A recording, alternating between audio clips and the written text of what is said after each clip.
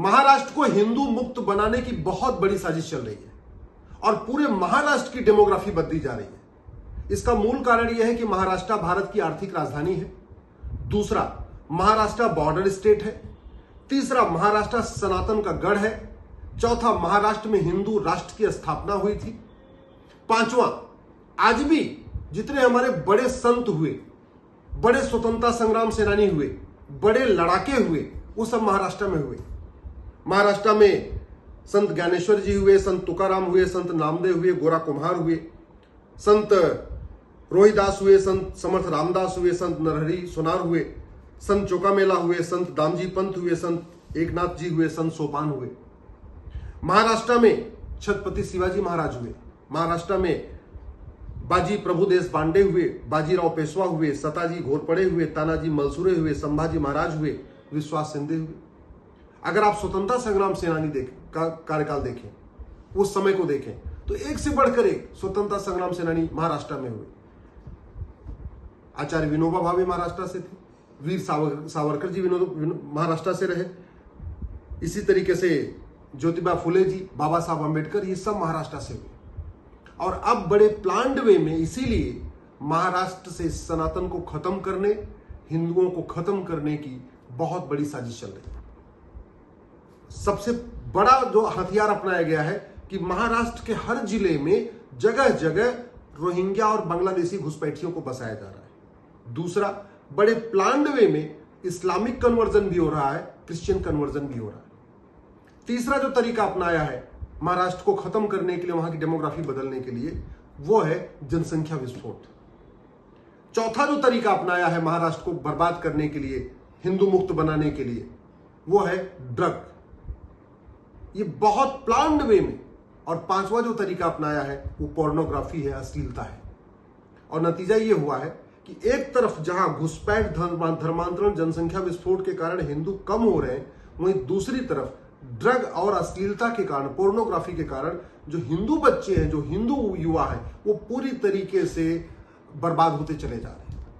आज की डेट में महाराष्ट्र का कोई ऐसा जिला नहीं है, कोई ऐसा यूनिवर्सिटी नहीं है, कोई ऐसा कॉलेज नहीं है जहां ड्रग धड़ल्ले से नहीं बेची जा रही है, हिंदू युवाओं में नहीं पहुंचाई जा रही है। रील की क्या हालत है, पोर्नोग्राफी की क्या हालत, उसमें बताने की जरूरत नहीं है।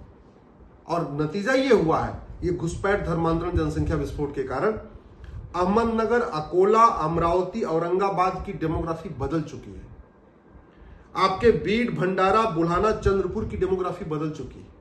महाराष्ट्र में धुले, गढ़चिरौली, गोंदिया, हिंगोली की डेमोग्राफी बदल चुकी है और इसका मूल कारण है घुसपैठ, धर्मांतरण, जनसंख्या विस्फोट। आपके जलगांव, जालना, कोल्हापुर, लातूर की डेमोग्राफी बदल चुकी है और मूल कारण है घुसपैठ, धर्मांतरण, जनसंख्या विस्फोट। आपके मुंबई की धारावाहिक पूरी डेमोग्राफी बदल चुकी है।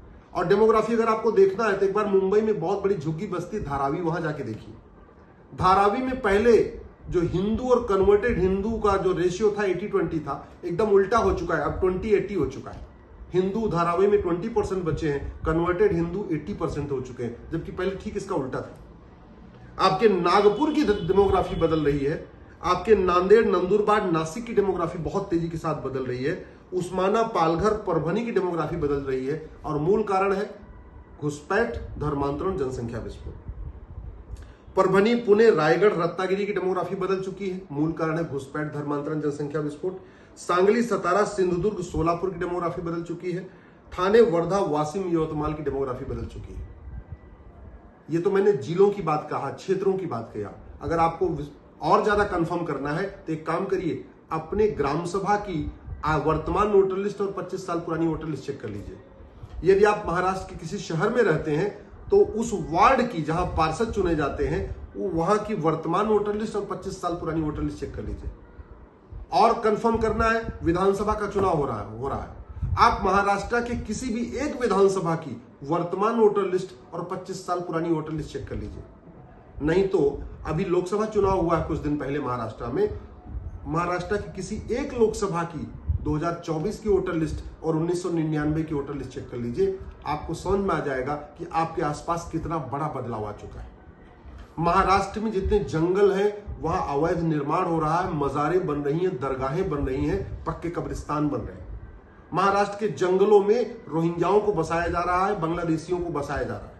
जितने ट्राइबल एरिया है बड़े प्लान्ड वे में वहां पे पैसा देके, लालच देके, धोखा देके, झूठ के जरिए, पाखंड के जरिए, ड्रामा करके, नौटंकी करके जो हिंदू ट्राइबल्स हैं उनको कन्वर्ट किया जा रहा है। और शहरों में, चाहे वो आपकी मुंबई की धारावी हो, चाहे पुणे की झुग्गी बस्तियां हो, आप जाके देखिए 10 बच्चे, 12 बच्चे, 15 बच्चे बड़ी आम बात है।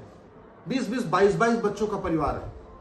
वहीं दूसरी तरफ हिंदू, हम दो हमारे दो से अब लौट वापस हम दो हमारे एक हो चुके हैं। किसी की एक बेटी हो रही है, दूसरा बच्चा नहीं कर रहा, किसी की बेटा हो रहा फिर भी दूसरा नहीं कर रहा। ये स्थिति आ चुकी है, बहुत ही खतरनाक स्थिति में पहुंच चुके हैं। घुसपैठ का जो मूल कारण है वो है घूसखोरी।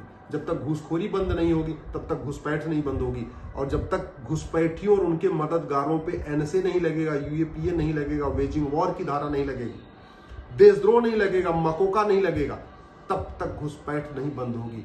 जिस दिन घुसपैठियों उनके मददगारों की 100% संपत्ति जब्त करने, नागरिकता खत्म करने, आजीवन कारावास, फांसी देने के लिए प्रावधान हो जाएगा, घुसपैठिए भी भागेंगे। उनकी मदद करने वाले जो उनका आधार बनाते हैं, राशन कार्ड बनाते हैं, वोटर आईडी बनाते हैं, ड्राइविंग लाइसेंस बनाते हैं, बर्थ सर्टिफिकेट बनाते हैं, डोमिसाइल सर्टिफिकेट बनाते हैं, वो भी डर के मारे बंद कर देंगे। दूसरी जो सबसे बड़ी समस्या आ चुकी है वो धर्मांतरण की। धर्मांतरण की पूरी फंडिंग हवाला के जरिए हो रही है, काला धन से हो रही है, और धर्मांतरण के लिए अंदर से फंडिंग आ रही है। धर्मांतरण के लिए एक बहुत बड़ा पैसा जो आ रहा है वो ड्रग के जरिए आ रहा है। तो ड्रग स्मगलिंग से हमारा धन भी जा रहा है, हमारा धर्म भी जा रहा है। एक तरफ हमारे बच्चे बर्बाद हो रहे हैं, हमारे परिवार बर्बाद हो रहे हैं ड्रग के जरिए, और हमारा पैसा जो ड्रग स्मगलर के पास जा रहा है वो पैसा वापस कन्वर्ट करने के काम आ रहा है। यानी अमीरों के यहां ड्रग फैला के अमीरों के बच्चों को बर्बाद किया जा रहा है, वहीं अमीरों के घर से जो पैसा आ रहा है ड्रग का, वो ट्राइबल्स को कन्वर्ट करने के काम आ रहा है। ये बहुत दोहरी मार है, और ड्रग के कारण पूरा पंजाब कन्वर्ट हो चुका है। ईसाई मिशनरियों ने, इस्लामिक जिहादियों ने पंजाब में पहले मुफ्त में नशा बांटा। उस नशे के बाद जब पंजाब के युवा नशेड़ी हो गए, या पंजाब के किसी भी परिवार का एक आदमी नशेड़ी हो जाए तो फिर पूरा परिवार बर्बाद हो जाता है। ये हुआ है पंजाब में, उनका ये मामला एकदम ट्राइड एंड टेस्टेड है, उनका सफल हुआ पंजाब में। अब उसी मॉडल को वो महाराष्ट्र में यूज कर रहे हैं। तो महाराष्ट्र में चाहे वो प्राइवेट यूनिवर्सिटी है, चाहे सरकारी यूनिवर्सिटी है, चाहे प्राइवेट कॉलेज है, चाहे सरकारी कॉलेज है, चाहे इंजीनियरिंग कॉलेज है, चाहे लॉ कॉलेज है, चाहे मेडिकल कॉलेज है, सिंपल बीए, बीएससी, बीकॉम का कॉलेज है, हर जगह ड्रग फैलाई जा रही है, ड्रग बांटा जा रहा है, हमारे हिंदू युवाओं को नशेड़ी बनाया जा रहा है, और जो पैसा आ रहा है ड्रग से, उस पैसे से गरीब हिंदुओं का कन्वर्जन किया जा रहा है। तो धर्मांतरण तब रुकेगा पर जब हवाला, काला धन के खिलाफ कठोर कानून बनेगा। जो ड्रग स्मगलिंग करते हैं, जो इनकी मदद करते हैं, जब इनको फांसी देने के लिए कानून बनेगा। और जो बाहर से फंडिंग आ रही है, विदेशी फंडिंग आ रही है, चाहे वो यूरोप कंट्रीज से एफसीआरए के जरिए आ रही है, या खाड़ी देशों से जो हवाला के जरिए आ रही है। क्रिश्चियन मिशनरीज की ज्यादातर फंडिंग एफसीआरए से होती है, सीधे उनके बैंक में पैसा आता है। वहीं इस्लामिक जो जिहाद करते हैं, जो कन्वर्जन कराते हैं, उनकी फंडिंग हवाला के जरिए आती है। तो जब तक हवाला नहीं बंद होगा, काला धन नहीं बंद होगा, नशा तस्करी नहीं बंद होगा, तब तक धर्मांतरण नहीं बंद होगा। महाराष्ट्र को बर्बाद करने के लिए जो तीसरा तरीका निकाला गया है घुसपैठ धर्मांतरण के बाद, वो जनसंख्या विस्फोट। 12 बच्चे, 15 बच्चे, 18 बच्चे, 22 बच्चे पैदा हो रहे हैं। कैसे रुकेगा? ये तभी रुकेगा जब हम दो हमारे दो के लिए कठोर कानून बनेगा। तरीका एक ही है, जो हम दो हमारे दो ना माने, उसकी नागरिकता खत्म कर दिया जाए। अब आप सोच रहे हैं नागरिकता कैसे खत्म हो सकती है? तो संविधान का आर्टिकल 11 कहता है नागरिकता देने और नागरिकता लेने के लिए कानून बनाइए। हमें सबसे पहले एक यूनिफॉर्म सिटीजनशिप कोड बनाना पड़ेगा। यूनिफॉर्म सिविल कोड तो बनाना ही पड़ेगा, यूनिफॉर्म एजुकेशन तो बनाना ही पड़ेगा। एक यूनिफॉर्म सिटीजनशिप कोड, समान नागरिकता संहिता, यूनिफॉर्म सिविल कोड आर्टिकल 44 है, यूनिफॉर्म सिटीजनशिप कोड आर्टिकल 11 है, आर्टिकल 11। उस आर्टिकल 11 में लिखना पड़ेगा जो हम दो हमारे दो नहीं मानेगा उसकी नागरिकता खत्म होगी, तब जाके हमारा महाराष्ट्र बचेगा। इसलिए इस बार अगर आप इलेक्शन के मोड में जा रहे हैं, वोट देने जा रहे हैं, तो आप सीधे सीधे एजेंडा तय कर दीजिए कि जो घुसपैठियों को फांसी देगा, जो धर्मांतरण कराने वाले मिशनरियों जिहादियों को फांसी देगा, जो यह अवैध निर्माण के खिलाफ कठोर कानून बनाएगा, जो मजारे दरगाहें बन रही है, जो हम दो हमारे दो बनाएगा, हम उसको वोट करेंगे। तरीका अपने सोशल मीडिया पे लिखिए, अपने फेसबुक पे लिखिए, अपने ट्विटर पे लिखिए, अपने इंस्टाग्राम पे लिखिए। महाराष्ट्र को बचाने के लिए आवाज उठाइए। नहीं तो मैं आपको बार बार कह रहा हूं, अभी तो केवल डेमोग्राफी बदली है, अभी हिंदू खत्म नहीं हुए हैं, लेकिन भारत के 9 राज्यों में हिंदू खत्म हो चुके हैं। वहां कभी सोचा नहीं था कश्मीर वालों ने सोचा नहीं था कि हमको सब कुछ भागना पड़ेगा, लेकिन भागे। अफगानिस्तान भी हिंदू राष्ट्र था, पाकिस्तान भी हिंदू राष्ट्र था, मालदीव भी हिंदू राष्ट्र था, बांग्लादेश भी हिंदू राष्ट्र था। चलो इन 4 देशों में तो हिंदू खत्म हुए हुए, भारत के 9 राज्यों में हिंदू खत्म हो चुके हैं। 800 जिलों में से 200 जिलों में हिंदू खत्म हो चुके हैं।